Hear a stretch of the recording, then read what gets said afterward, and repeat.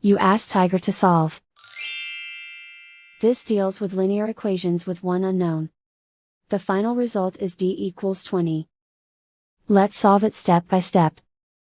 Simplify the expression. Expand the parentheses. Simplify the arithmetic.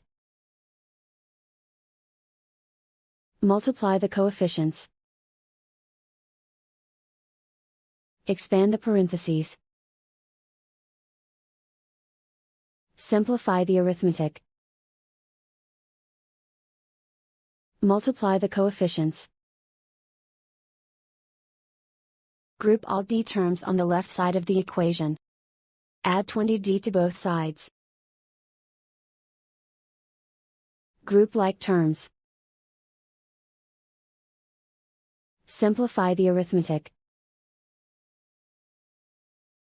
Group like terms. Simplify the arithmetic. Group all constants on the right side of the equation. Subtract 70 from both sides.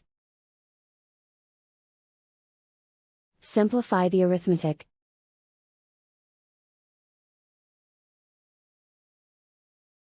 Convert the d into a positive number. Multiply both sides by -1.